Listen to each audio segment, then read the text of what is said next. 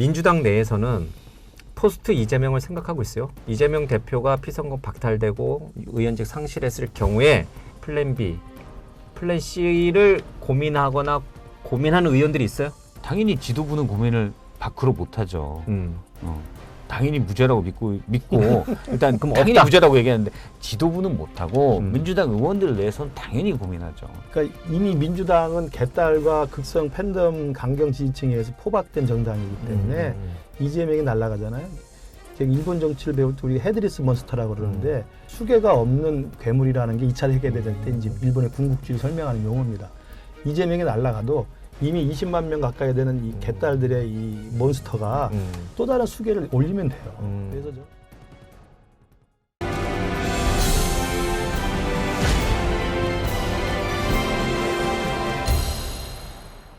이슈 하나만 더 하겠습니다. 그 이재명 대표 관련해서 뭐 지금 국감 중인데도 불구하고 이제 국감에 불참하고 이제 재판에 가야 되는 그런 상황도 좀 있었습니다. 11월 초에 연달아 이제 1심 선고가 있을 예정이고 이재명 대표는 뭐 지금 보궐선거 현장을 돌면서 열심히 뭐 대통령 탄핵 얘기를 한 건가 안 한 건가 헷갈릴 정도로 이제 얘기를 하고 다니시는 거예요. 본인 재판이 이제 코앞인데 이재명 대표의 운명은 어떻게 되나요? 그건 11월이면 이제 10월은 야당의 시간이고요. 국감이니까. 11월은 이제 이재명의 운명의 시간이 다가오는 거죠.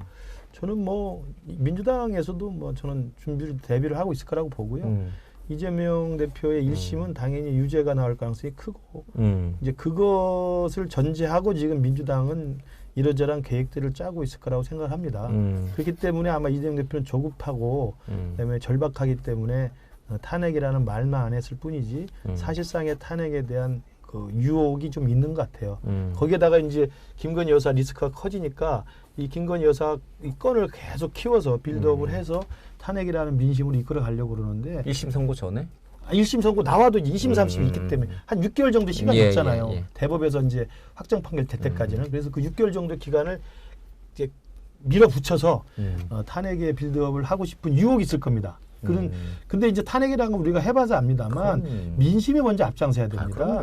민심이 앞장서고 광화문에 10만, 20만, 30만이 먼저 모인 다음에 이게 진행이 되는 것이지 정치인들이 백날 집회 열어서 100명, 200명 모여서 구호 외쳐 되는 게 아니에요. 아시잖아요. 예전에 뭐 그럼요. 막스인가 엥겔스가 혁명은 만들어지는 게 아니라 그럼요. 일어나는 이루어지는 거예요. 거예요. 자연스럽게. 그러니까 저는 그런 면에서 보면 이재명 대표의 운명의 시간도 째깍째깍 지금 다가오고 있다. 그래서 한국 정치 참 참담합니다. 언제 주변에 변호사분들 이렇게 나와서 정치 평론하시는 분들 얘기를 들어보면은 공직선거법 관련해서 이제 징역 2년을 검찰이 구형하고 이 위증교사 관련해서 이제 3년을 구형을 했는데 뭐 공직선거법 관련해서는 뭐 크게 문제될 건 없는 걸로 민주당 내에서도 보는데 이 위증교사와 관련해서는 이거는 빼박이다. 이거는 무조건 유죄 나온다. 그것도 의원직 상실형, 그다음에 선거권 박탈. 이거 어떻게 보세요? 일단 뭐 공직선거법 관련해서는 만일 유죄가 나오더라도 100만 원 미만으로 나와서 그냥 서로 윈윈 유죄지만 뭐 피선거권은 영향을 미치지 않는 그럴 가능성도 있고요. 위증교사가 다들 위험하고 하고 특히 이제 위증교사는 실제로 있어요. 예 증인들이 별로 없기 때문에 그 관련자들이 별로 없잖아요. 두 명이죠. 그러니까요. 그 누구냐 김진성 씨와 이재명 대표 본인이에요. 그래서 증인 심리할 게 별로 없기 때문에 이게 재판이 빨라요. 길어질 수가 없습니다. 그렇죠. 녹취도 있고. 근데 이제 저는 그러니까 쭉 저도 30분을 쭉 들어봤는데 어떤 느낌이 드냐면 이재명 대표가 약간 김진성 씨에게 이렇게 얘기해줘라고 얘기하는 분위기가 다분히 있어요. 다만 거기 앞에 들죠. 이게 사실이잖아. 이렇게 얘기해줘. 몇 가지 장치도 놔요. 그때 이런 분위기가 있었죠. 나를 올가매려고 이재명 대표가 나를 올가매려고 김병량 전 성남시장과 아무튼 당시 KBS랑 좀 짜고 그래 KBS도 좀 편해지니까 대체 저건 이재명 작품이다. 이거 나를 올가매려고 막 이렇게 한 분위기가 있었잖아요. 그러니까 이분이 김민석 씨가 전 잘 모르겠는데요. 그거는 그때 누가 오 씨 누가 잘 알아요. 그러니까 그 오 씨가 잘하는구나. 그럼 제가 오 씨한테 물어볼게요. 그러니까 연기를 하면 나름 또 좀 잘했어요. 그래서 의심은 물론 많이 가지만 정말 제가 물어봤어요. 법조 좀 잘하는 분에게. 정말 이재명 대표가 누군가에게 그런 얘기를 들어서 그렇게 생각했을 가능성을 완전히 배제할 수 없는 건 아니지 않느냐. 그게 맞는 사실이든 틀린 사실이든 그렇죠. 위증이라는 걸 본인이 가짜라는 걸 알고 얘기해야 되는데 그렇죠. 누군가 이재명 당시 후보에게 예전에 사실은 김병량 전 시장이랑 이미 고인이 좀 그렇지만 어쨌든 올가매려고 그렇게 했더래요라고 해서 아 그래? 그래서 그럴 가능성도 배제할 수는 없는 거거든요.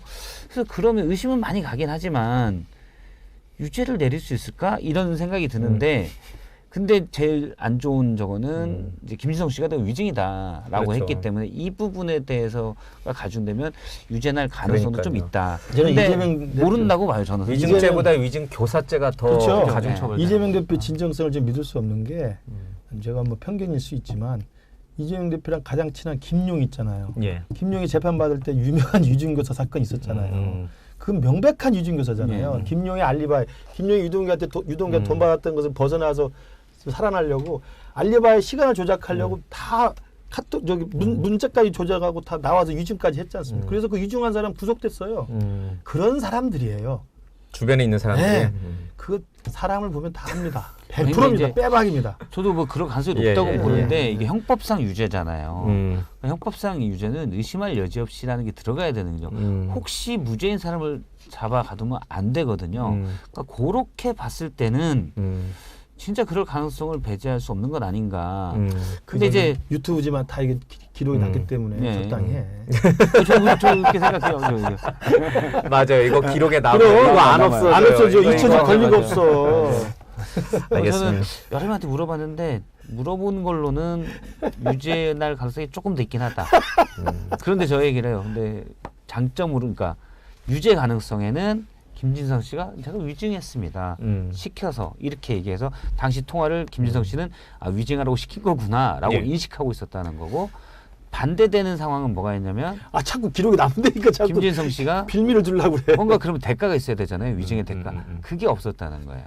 그게 그냥 압박이죠, 압박. 그래서 그러면 이거는 무죄 가능성에 있는 요소가 된다라고 보더라고요. 아, 이제 알겠습니다. 한 달이면 이제 나오니까. 정리하려고 하는데 그래도 두 분이랑 하나만 얘기하고 진짜 마지막으로 딱 하나만 얘기하겠습니다. 이재명 대표 얘기를 했으니까 이재명 대표 얘기를 했습니다. 그러면 민주당 내에서는 포스트 이재명을 생각하고 있어요. 이재명 대표가 피선거 박탈되고 의원직 상실했을 경우에 다음 정권을 가져오기 위한 대안, B안, 플랜 B, 플랜 C를 고민하거나 고민하는 의원들이 있어요? 당연히 지도부는 고민을 밖으로 못하죠. 당연히 무죄라고 믿고 일단 그럼 당연히 없다. 무죄라고 얘기하는데 지도부는 못하고 민주당 의원들 내에서는 당연히 고민하죠.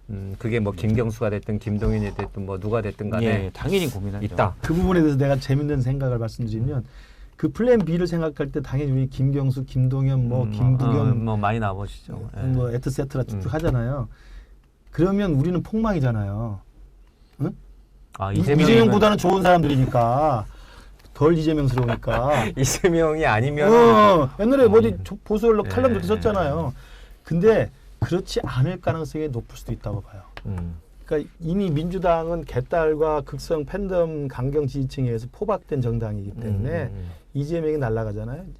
이제 일본 정치를 배울 때 우리 헤드리스 몬스터라고 그러는데 그러니까 수개가 없는 괴물이라는 게 2차 세계대전 때 이제 일본의 군국주의를 설명하는 용어입니다.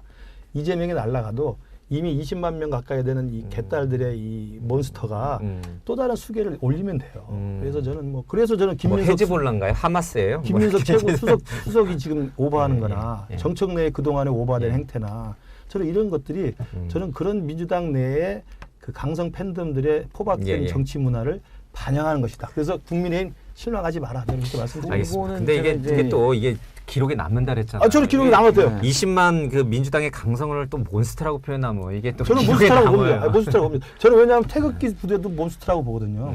알겠습니다. 이건 뭐 개인적인 표현이니까. 한동훈 대표 입장에서도 사실은 대통령이 탄핵되고 대선이 빨리 되는 게 편할 수도 있어요. 실제 국민의힘 많은 분들이 한동훈 대표가 만약 대선 주자라면 제일 쉬운 상대는 이재명 대표일 수 있다.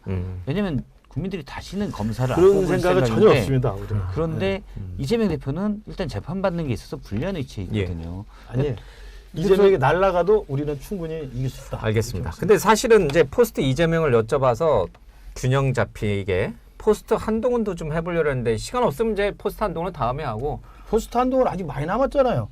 누가 있나요? 아니 한동훈 리스크가 없잖아. 한동훈 대표가 중도 낙마하고 전혀 없어. 대통령한테 낙마 멱살 이유가- 잡혀서 낙마할 수 있지. 대통령이 그냥 유도로 낙마시킬 수가 있어요. 그건 이제 말로는 되는데 방법이 없어요. 아. 한동훈 대표가 스스로 사퇴하지 않는 한 중도 낭만은 없습니다. 친윤계를 중심으로 한동훈 이후를 생각하는 얘기들이 당에서 좀 나와요. 없는 걸로 아는. 신윤도 제가 볼 때는 그냥 4분 5열. 저는 각자 도생이라고 생각합니다. 알겠습니다. 당의 주류가 아니어서 잘은 모르실 거예요. 이미 주류가 바뀐 걸 몰라요? 아 그렇다. 아 그렇다. 예. 알겠습니다. 제가 듣기로는 이재명 낙마 이후에 민주당을 누가 끌고 가 대선을 누가 할 것이냐, 한동훈 낙마 이후에 누가 할 것이냐 얘기가 제법 많이 나오는 걸로 저는 알고 있습니다. 예. 어쨌든 요 얘기는 다음에 시간이 되면 다시 또 한번 하도록 하겠습니다. 자, 오늘 형호살롱 문을 닫겠습니다. 고맙습니다. 감사합니다. 네.